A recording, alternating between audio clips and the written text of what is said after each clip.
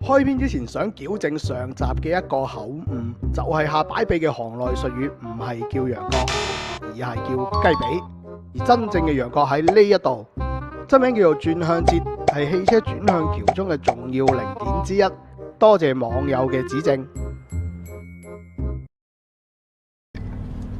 聽一聽。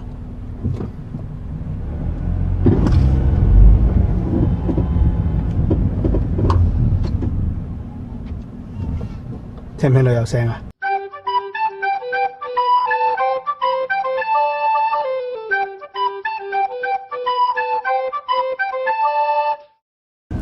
咁呢個異響呢，係呢兩日先發現嘅問題嚟嘅。佢係喺嗰個油門同埋制動踏板底嗰度傳出嚟嘅聲。咁我自己呢，就整完個底盤之後啊，開咗有成個幾禮拜啦。咁啊一直都冇事嘅，就係近呢兩日先出現嘅問題。咁佢似啲咩聲咧？似啲好似啲金屬啊，即係好似喺度拉伸。但係佢即係如果你正常有潤滑嘅情況下咧，金屬係冇聲噶嘛。但係佢就好似缺乏潤滑咁，兩個金屬喺度拉一下拉一下，唔係咁好受啦。即係因為整完個底盤之後真係好好開嘅，但係突然間咁樣咧，就會覺得好似你手機貼咗膜啊，但係入邊起咗個水泡，你硬係要諗辦法要將佢擠走先得嘅。咁家陣我哋就去汽修店嗰度升起身睇下係咩問題啦。希望就唔係乜嘢大問題，因為之前我哋一直都未遇過，包括係呢部車未整之前都未有呢個問題嘅。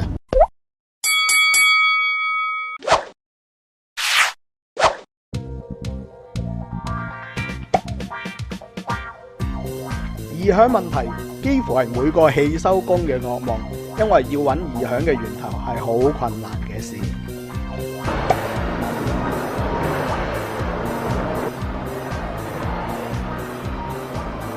我哋擾攘咗一大輪，得出嚟嘅結論係初步估計應該係嗰個發動機下邊嗰個機腳膠有問題嘅，因為我哋一踩油嘅時候呢，成個發動機震得好緊要，同埋一收油嗰下呢，個發動機好似想飛出嚟咁樣。咁依家我哋又嚟到咗呢啲汽配城嗰度，諗住直接去攞機腳膠，跟住就攞過去嗰邊換啦。係啊，呢個結論都係估嘅啫，但係有頭緒總好過冇頭緒啊！時運嘅機腳膠總共有4個，之前檢查嘅時候呢，並冇將佢納入到換新件嘅目錄，因為覺得唔係非換不可。之但係機腳膠本來就屬於損耗件，即係遲早都要換，所以乾脆一啲，趁住今次異響問題，4個換晒佢咯。機腳膠連埋換裝嘅工時費用呢，計過下嘅，都算叫做可以接受。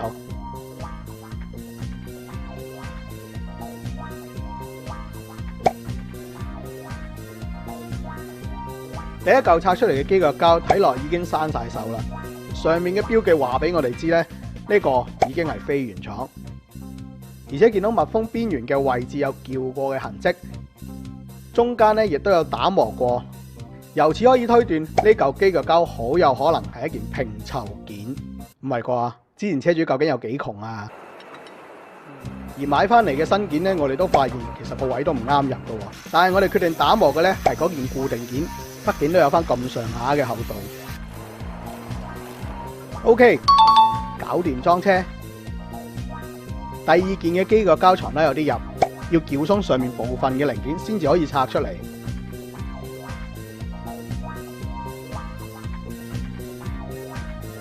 睇樣狀態還好，但係就好似適中咁啦，搖得響嘅。雖然家陣咧就拆咗2個呢啲咁樣嘅嘢出嚟啦，亦都睇過，確實係有問題。但係係咪真係呢個問題導致部車有異響咧？都要裝晒呢啲咁嘅嘢上去，試試先知嘅。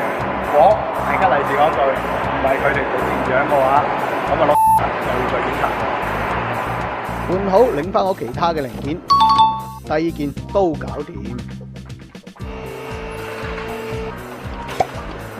第3、第4件嘅機腳膠咧就要升起底盤先可以處理啦。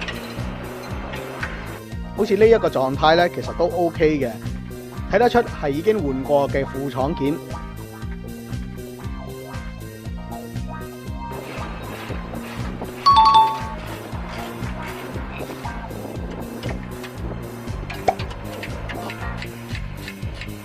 第4件嘅問題都唔大。亦都係4個機腳膠入邊唯一一個嘅原廠件。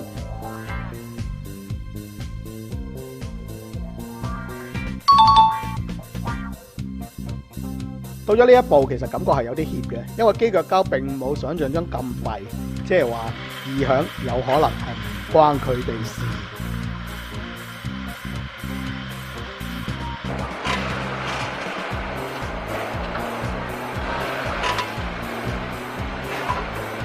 天啊！真係仲有異響嘅聲啊！正當大家都迷惘之際，我哋決定升起部車再睇多一次。喺呢個時候有重要嘅突破。去位有啲喎。之前阿威嗰台咪試過呢隻嘢㗎。係啊。就120加多120冇事。係啊。究竟係咪真係差呢一度力呢？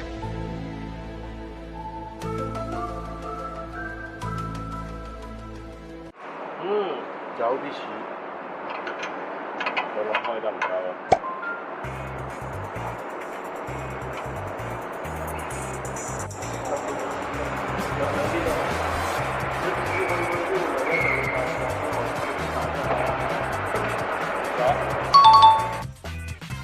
竟然真係只係差1度力嘅問題。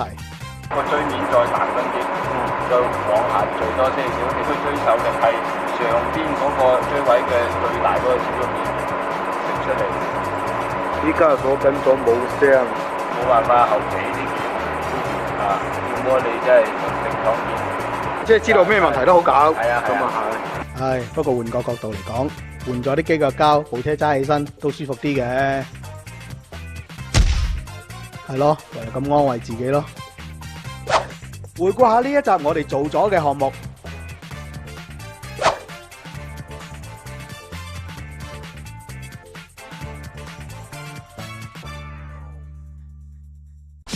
今集嘅費用支出，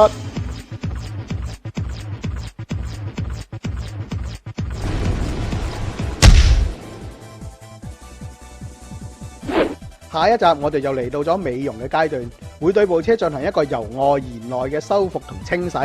喺拆燈嘅嗰瞬間，竟然發現咗。繼續留意窮玩車。